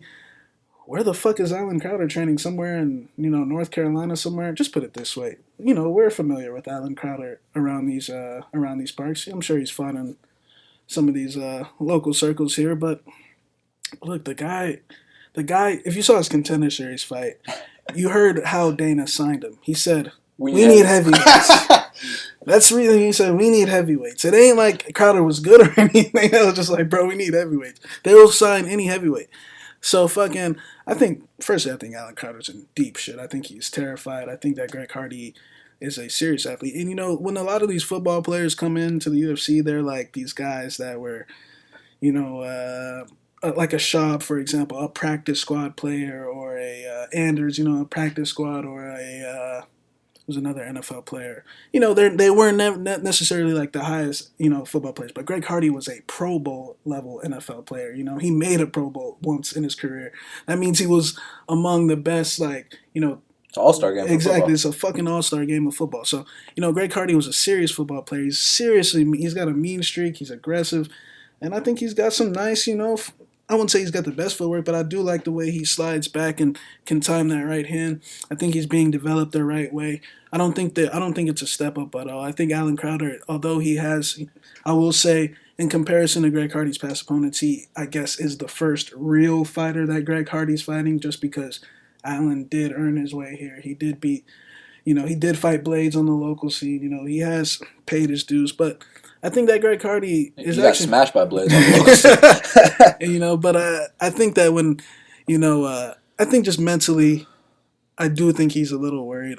of course. I just think Greg Hardy's a superior athlete, the faster, more powerful guy, and I think he's a little slept on. I think people are under the impression that this guy, really doesn't know what MMA is. I think he knows what he's doing, man. I think he's gonna get a first round KO. Yeah, dude, he's going to smash Alan Crowder. What's funny is you go back and you watch Alan Crowder's fight on Tuesday Night Contender. You listen to it with Snoop Dogg's audio, and, let's just put it this way. Montel can't come to the barbecue. When Snoop Dogg was talking about Alan Crowder's opponent, he was like, let's just put it this way. This guy would not get invited to the gang fight. You know what I'm saying? So, that's all I got to say. Alan Crowder, yeah, if you look at his record, 9-3, he's got way more experience. So what? No offense or anything. I'm sure, he's a heavyweight. He'd whoop my ass. But the bottom line is he's being brought in here for one reason and one reason only, and it's not to get him a win. It's to get Greg Hardy a win. So Greg Hardy's going to come out here. One thing I'll say about Greg Hardy, not only does he have devastating knockout power, you actually hear the dude talk. Smart as fuck. I'm like, whoa, he went to college? The dude is actually strategizing. He's working with his coaches. He's a student of the game. He's taking it super seriously. So I was actually super impressed. They think he's just some football player, dude. Before I heard him do an interview, I just thought, he's just some meathead with a couple knockouts, whatever. It's Greg Hardy, the thing everyone said. But so when I actually went there and heard him talk, I was like, wow, he's actually intelligent and obviously a freak athlete too. Alan Crowder's fucked. Let's just leave it at that. First round knockout for Greg Hardy. Main event of the evening for the flyweight championship. We got TJ Dillashaw. He's minus 210. The comeback on Henry Cejudo is plus 175. Shaq, both these guys are coming off very impressive title-winning efforts. You saw TJ Dillashaw defend his title against Cody Garbrandt, knocked him out for the second time. And you saw Henry Cejudo go out there as about a plus 400 or 500 dog. And he fucking beat Demetrius Mighty Mouse Johnson and got him out the UFC. So what do you think, man? The main event, holy shit, the great fight, champ versus champ. Who you got? It's funny, I've been seeing a lot of comments saying that Cejudo really didn't win that fight. But, oh, really? He didn't get his arm raised? Yeah, but, it's a great fight, man. I'll honestly go out here and say that I have tons of respect for both of these guys, man. When I look at Dillashaw, I see a guy that I will say is probably one of the most driven, self-driven people that I've ever seen come across the game, man. This guy is fucking, laser focused. He really wants this shit, man. I would say that TJ, I will say he's the greatest bantamweight of all time, even though he lost to Cruz, even though he has to get that win back if he truly wants to say, but I don't know if he ever will get that one back. But I think that TJ is a guy that wins. I would actually say TJ, I want to say he breaks these guys before he gets in there with them.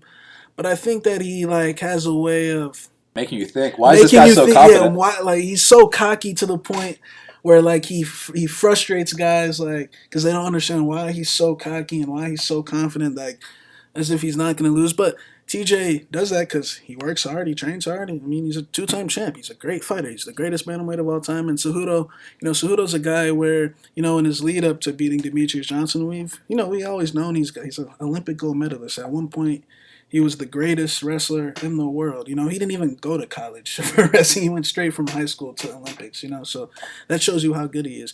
Most of these guys you see, Cormier had to go to college, or, Askren probably went to college, right? Askren went to college. He lost to Johnny Hendricks, so. Yeah.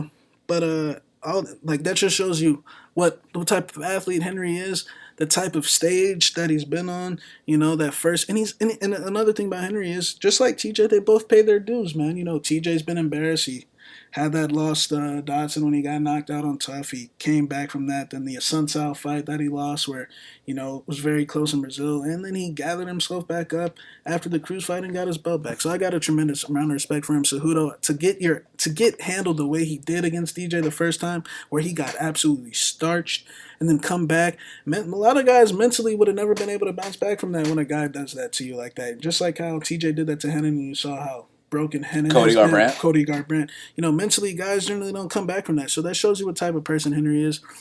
I feel like as far as the matchup is concerned, it's interesting to see TJ at minus 210 would indicate that he damn near has almost a 70% chance of winning this fight. That means now I say the reason why I bring that up is because generally the fights that TJ's been in lately, they've been closely lined fights. Cody Garbrandt, he was minus 140 the first time he was the underdog. Cejudo, I think a lot of people are just looking at the accomplishments. TJ's, I'm not gonna lie, man, he's a complete package, man. He knows how to somewhat talk trash. He's gotten better. He's gotten better at it, man. He knows how to play these little games with these guys, man. But he's a complete package, man. So I get why he's lined 2-1. I mean, from a just an outside looking in perspective. Now, when I look at the styles and how they fight, we got to mention that TJ is dropping from fucking bantamweight to 25. Now, I know TJ is a dedicated athlete. The guy probably doesn't cheat on his diet at all. The guy runs his miles. He's a champion, 2-time champion. But, he's never, generally, I don't want to say take a tune-up fight, but, generally you kind of want to see, or have a test cut down to the weight class to see, how do I perform? What adjustments do I need to make, for my title fight at 125? Generally, for example, I know Kenny Florian wasn't champion, but at least he had he had a tune-up fight before he got the title fight, because that was a serious weight drop. But TJ is confident that he doesn't need it. As far as the styles matchup, I think Cejudo is slightly the faster guy. I think he's faster than TJ. I think that he's more short, compact. I think he can beat TJ to the punch. I think out in space, Henry really hasn't been leaving his opponents in space. On his come-up, he kind of was. He was still a little green, still developing. Like in the Formiga fight, it was kind of slow. But, the type of style that Formiga fights, Formiga's a very safe, very inactive, type of fighter. In the Benavidez fight, I've thought that Benavidez fought very well moving backwards. I feel like TJ's really not capable of that. I think TJ's more of a guy that he likes to walk guys down. He likes to be aggressive. He likes to, really, put it on guys, put on a show. He likes to pump up the crowd. And, as far as his last few fights have been at 35. Let's talk about the Cody Garbrandt fight. I got a tremendous amount of respect for Garbrandt. He's a former champion. He beat Dominic Cruz.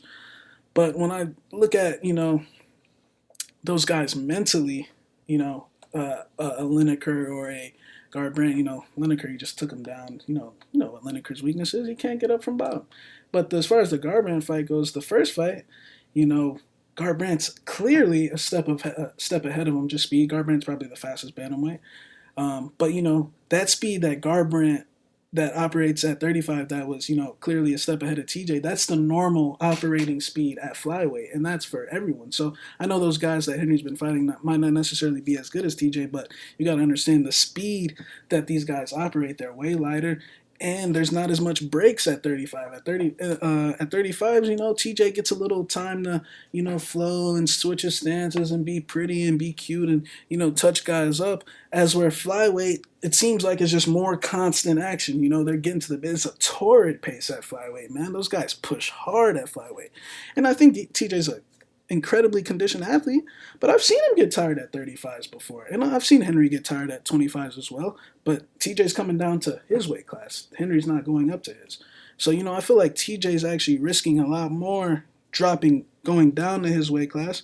I think that TJ might be a little better out in space, but like I said, these guys, the way the bodies are built at 35, I mean, I know it's only 10 pounds, but dropping from 35 to 25 is the biggest body fat decrease. I think you can only have 3 to 5% body fat to be a 25er, I think that TJ is a great fighter, but I think he's actually, I don't want to say making a mistake. The fight hasn't happened yet, but I think that he's playing with fire.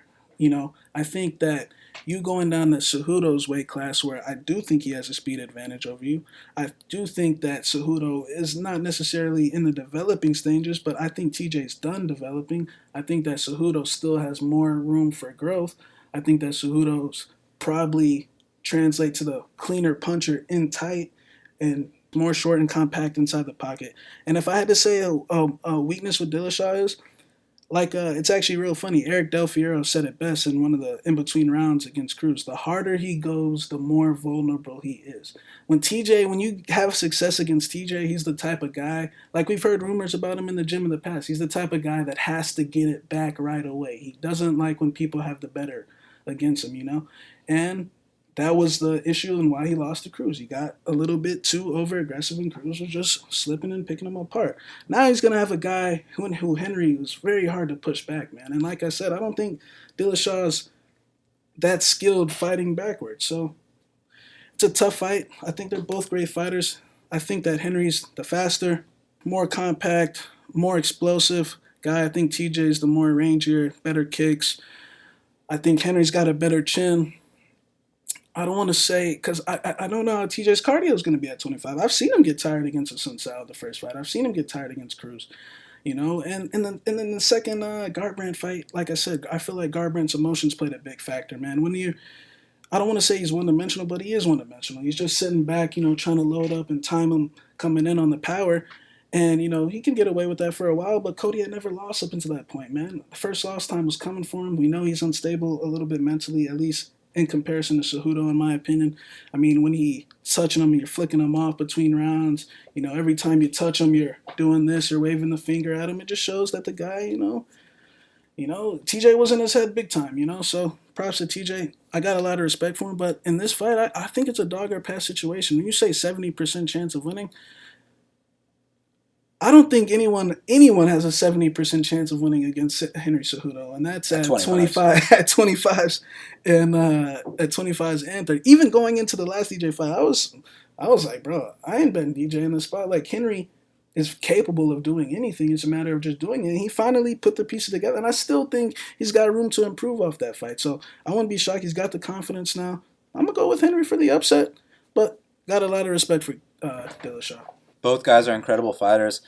I don't think the weight cut is going to be a factor, but I think the weight class is going to be a factor. And what I mean by that is TJ is going to make weight. Henry's probably going to make weight too. It's funny. I actually think if one guy misses weight, it might actually be Henry, which would be a whole other chaos. But they're both going to make weight. I'll just let you know that. Henry mastered that weight cut. But TJ Dillashaw is not going to miss, so I ain't worried about any of that. But what I will say is just the frequency and the speed difference between 25s and 35s is just night and day. So what I want you guys to do is pull up that DJ versus Henry fight, the second one. Have that open one window, and your other window open up TJ and Cody. I mean, dude, just the speed difference is just night and day. And now TJ's got to go down to that faster speed, man. And I think he's going to get countered with some hard shots. I think when he comes in here and sets up his high kicks, sets up his low kicks, there's going to be a right hand waiting for him. And I question TJ's chin up a weight class. I'm going to question it even more down a weight class. And it's not that one punch will put him out, because the dude has insane recoverability. I mean, he's on... the finest CPO. He's on the... Look at that guy, Sam Calvita, that he's got working for him, whatever. Yeah, if you know about that guy's background. But no, all I got to say is he's on the finest Flintstone vitamins that money can buy and that scientists have ever made. So he's going to make this 25 drop. The only thing is that when he starts eating these shots, look, he recovered great at 35. I don't think he'll recover as well at 25. And also, just to make 25s, look, he's going to make it. I already said that a million times. What you were saying about the body fat percentage, this isn't the same as going from 70 to 55 or 55 to 45 or 45 to 35. When you're going 35 to 25, you're literally at the brink of your body fat. You're at the brink of death. I mean, how much more weight can you lose? He was already so ripped at 35. He was in the best shape of his life. So now he's cutting into his muscle and getting rid of some of that. So, look, he's going to come out here and give Henry a competitive fight, but I just feel like this is Henry's weight class. 25s is not really somewhere you want to gamble into if you're not a 25er. So I just really think the speed and frequency is going to be the big difference. Both great fighters. Both can knock people out, even though TJ's knocked a lot more people out. I know Henry only knocked out Hayes, but you know what? If he lands clean on the chin, he will get another knockout win on his record. Don't think that because he doesn't have that many KO wins that he hits soft or anything, because I'll tell you right now, not only is he a gold medalist Olympian, he's also a Golden Gloves boxer. The kid does not hit soft. And you want to talk about the biggest improvement I've ever seen in a fighter? Well, check this out. Go back and listen to half the battle for UFC 197 when I picked Henry Cejudo to beat DJ the first time. Then go watch that fight. DJ absolutely embarrassed Henry Cejudo. Embarrassed him in the first 2 minutes. I mean, just got rid of him right away. Okay, well, you line them back up again. You match them up again. And what's going to happen when they rematch? Well, I mean, if DJ was that much better, he would just go out there and smoke him in the first round again. Well, guess what? when you talk about the biggest improvement I've ever seen, going from getting smashed in the first round, he leveled up to the point where now he's going out there and not just beating DJ, he's winning the decision against Not DJ. only that, he went through adversity, had the Chandler injury going on in that first round, and then he came back and won still. And I truly think that even though, like you said, he doesn't have that many knockouts on his record, like TJ said, he's a boring fighter in all his fights. He scrapes out decisions. But I mean, he's got some serious force on those punches, man. Like, I'm surprised he hasn't knocked out more people. But he's hurt people like flashed out like Formiga. He clipped him on the ear and he just fucking dropped down. But another thing is, man, what about the wrestling, man? Like, look, I know TJ's a D1 wrestler as well, college wrestler. He plays. You know what's a step up from D1? Yeah, Olympic gold medalist, and they're saying Olympic gold medalist don't mean shit in the MMA and UFC cage. But let's just talk about TJ's wrestling defense. I know he's a college wrestler, but what happened when Cruz took him down 4 times? What happened when a Sunsao took him down? Even though he whipped a Sunsao's ass, a Sunsao did take him down, and I mean, he's been taken down before though. Cruz took him down 4 times, man, and I've seen Henry. I used to say Weidman had the best single leg I've ever seen, but I'll change that to Henry Cejudo has the best single leg I've seen. I mean, he's shooting that thing low and just dumping guys up on their head. Like, I know Sergio's got shitty takedown defense, but some of those single legs were amazing. He did it to DJ too, man. So he took him down the first fight too, man. So he's got the inside chest. I think he's a better wrestler as well. Yeah, look, they're both incredible.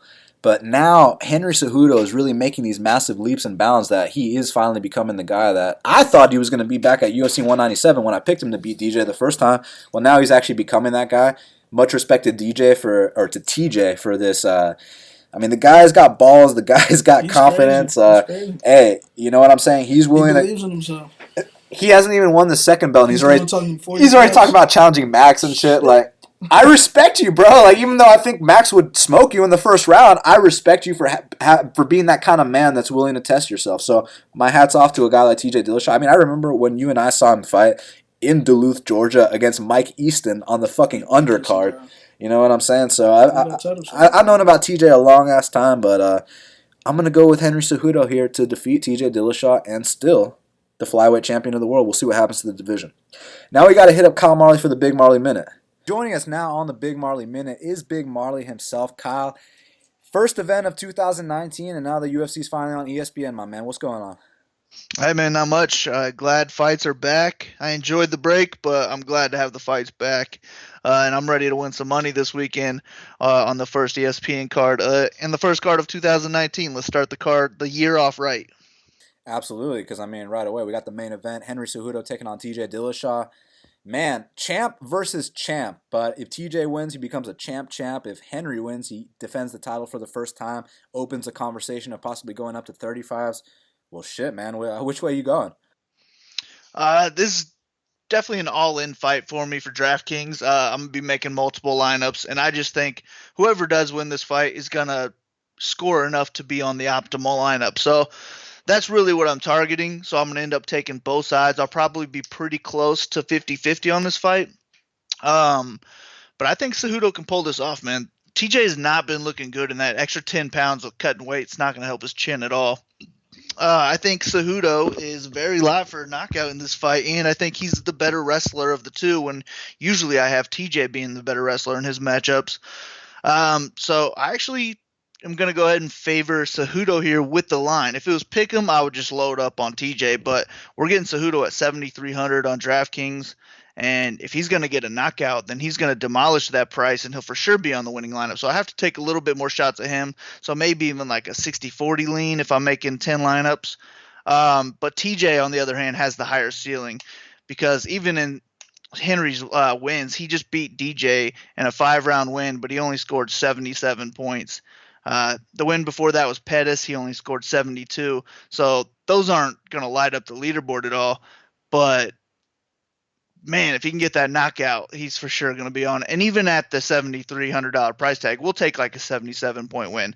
So I could deal with that from him. But TJ, on the other hand, pretty much has to score like over 100 points with these other big names we have on the card. And he's capable of doing it. In his last fight, he scored 133. Fight before that was 100. And the one before that was 115. So I think he has one of the higher ceilings on the card. But, man, I'm just nervous about that weight cut. And at 125 pounds, I'd rather him just be fighting at 135, and then I'd pick him for sure in this fight. But He's not, so I'm going to go ahead and go with Cejudo to pull off the upset. But either way, I'm going to be targeting this fight. I'm going to have a lot of Dillashaw, a lot of Cejudo, and I expect the winner of this fight to be on the winning lineup. So Greg Hardy's taking on Alan Crowder. You're going to have to pay up to put Greg Hardy in your lineup, but do you think his first round knockout of Crowder, at least that's what I think is going to happen, do you think that'll score enough points to cover that salary? I think he's the safest lock for over 100 points because it is going to be a first round knockout. But the issue is he doesn't really have that 120 point upside like a Dillashaw does. And Dillashaw's 600 cheaper than him. So I don't think Hardy's a must at all because he's pretty much capped at like 105, maybe max 110 points. And he's going to need enough strikes where Crowder doesn't fall or even 2 knockdowns to get there, because if he goes out there and knocks him out with 5 punches, then he's sitting at 90 points for the win, 10 points for the knockdown, and then those 5 punches you would get 2.5 points each. So 102.5 points isn't going to win you $15,000. So he's definitely not a must. We got some guys with higher ceilings on the card, but I think he's the safest lock for 100 points. So the other highly priced favorite on DraftKings and just in the betting lines is Gregor Gillespie. And I know takedowns score a lot of points in DraftKings. You think he's going to have one of those performances that's going to far surpass the salary? So yeah, he's the reason Hardy's not a must, because we got Gregor, who's the best play on the card. One of the best plays, just period, as a name. His style is what we want in DraftKings. He's had 5 wins in his UFC career, and he averages 120 points. I love just targeting guys who can possibly get to 100 points, and he averages it in 5 wins. So he's the best play on the card. There's no hiding it. Everybody knows it. He's going to be the most owned guy on the card. So I'm going to have to go overweight. He's going to be a lock and cash for me. I just think, his opponent with Yancy's a better opponent than Crowder. So that's why I say Hardy's the safest lock for 100 points. But Gregor's got the highest ceiling on the card. I think he's a lock as well, and he should definitely score more than 100 points with the upside of 130. So give me all the Gregor. So you're not even going to take maybe 1% of Yancy just in case, something happens here. You kill the whole field with one upset. All right, if I was making 150 lineups, I would take some Yancy for that reason.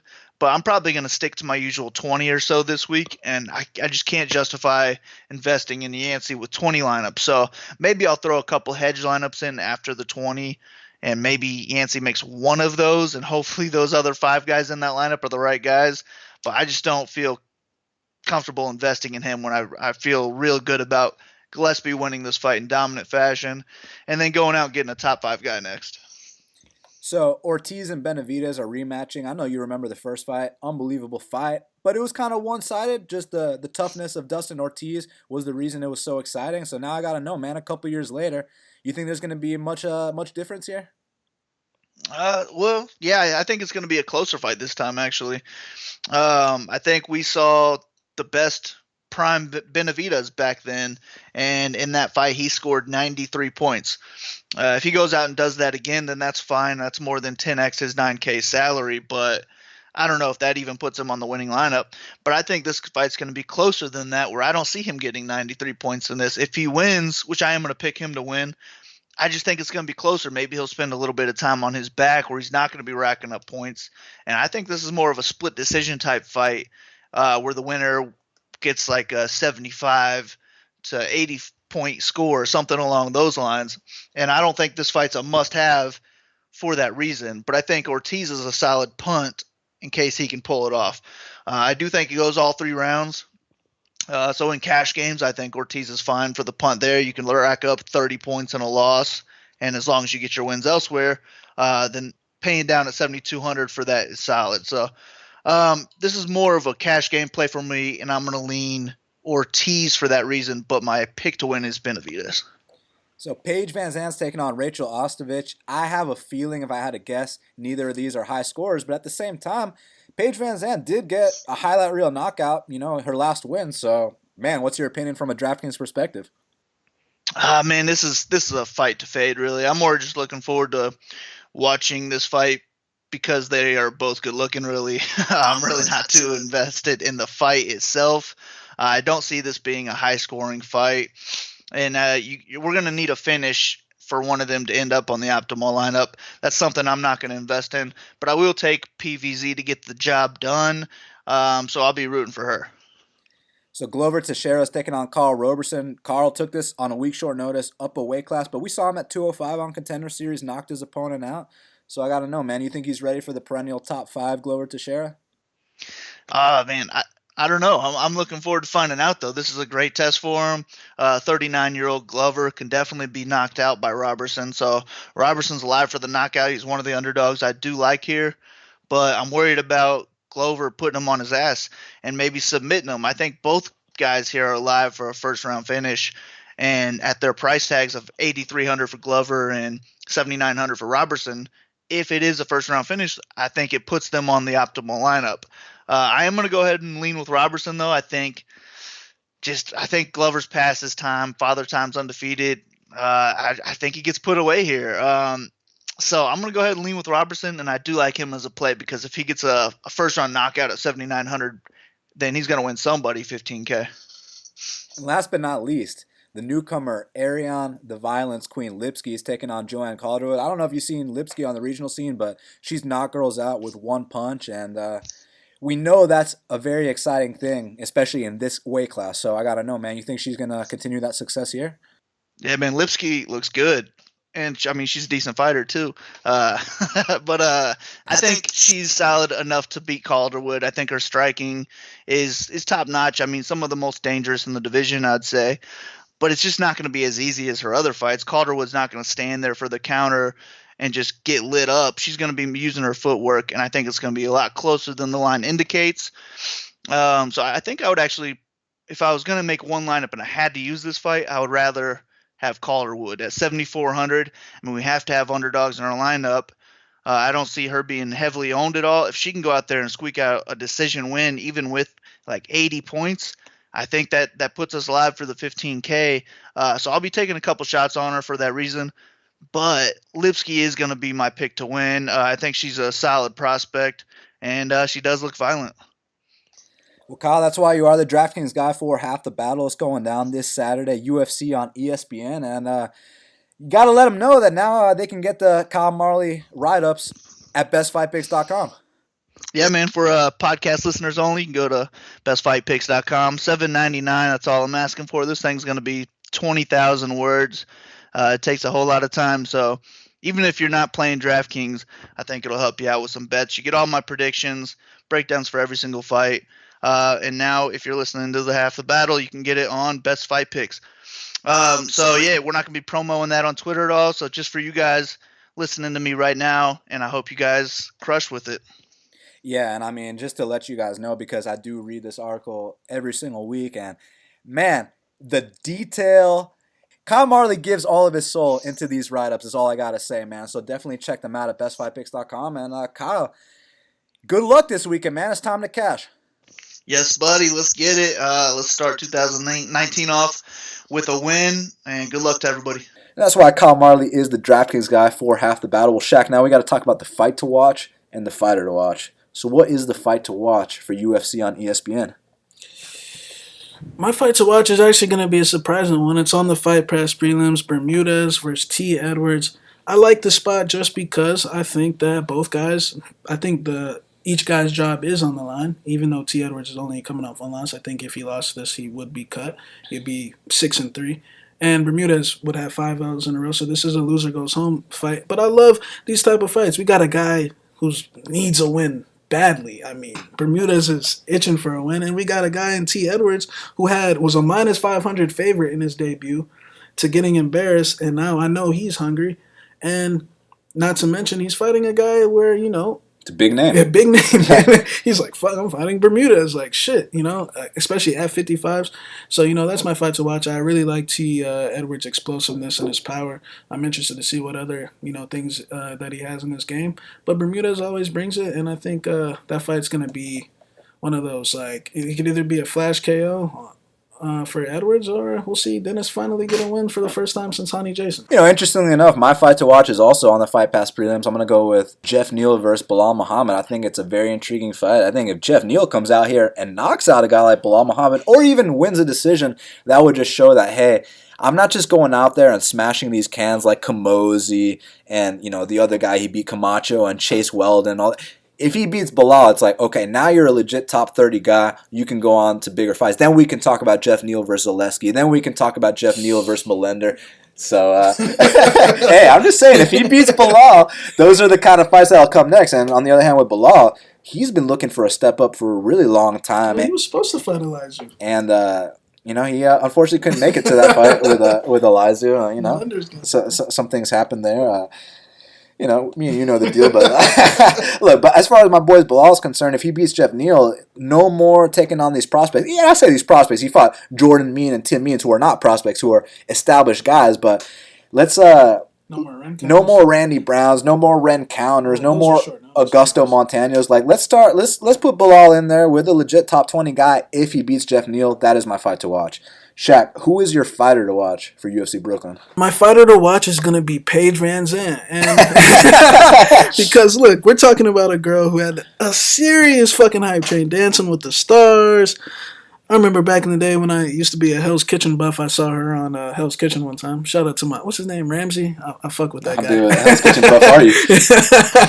I'm a serious Hell's Kitchen buff. But I think Vanzant has to win this fight, bro. She just got dropped from Reebok.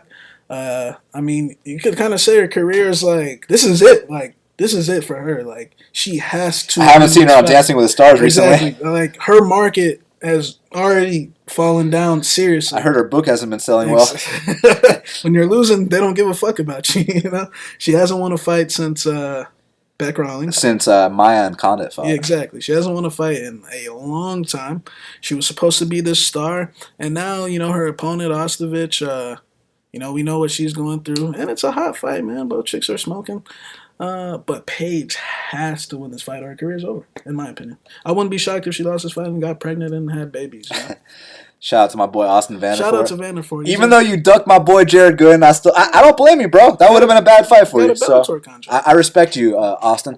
My fighter to watch is Alexander Hernandez. Look. This kid has been talking so much shit about Cerrone. He called the guy a journeyman and all this and that.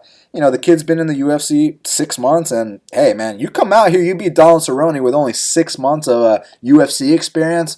That's going to catapult your career to that next level. And if he really is this guy that everyone's saying he is, then he better not just come out here and squeak out a victory. He better come out here and steamroll Donald Cerrone. And for that reason, he's my fighter to watch. I mean, he's literally made himself the fighter to watch. The way he's promoted this fight, I have to watch Alex Hernandez fight this weekend. So, hey, let's see what he's got. Alex Hernandez is my fighter to watch. Well, Shaq, we did it. It's going down this Saturday. UFC on ESPN.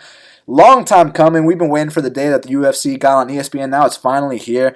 I cannot wait. Make sure you follow me on Twitter at Best Fight Picks. Follow Shaq at MMA Genius 05. Subscribe to Half the Battle on iTunes, SoundCloud, YouTube, and Stitcher. Hook up those 5-star reviews. Hit up bestfightpicks.com for the plays. Use the promo code ROCKSTAR to save 15% off any package. Shaq and I will be back for the next card as always. Shout out to all our supporters, all our fans, all the love. We love you guys. And until the next time, let's cash these bets.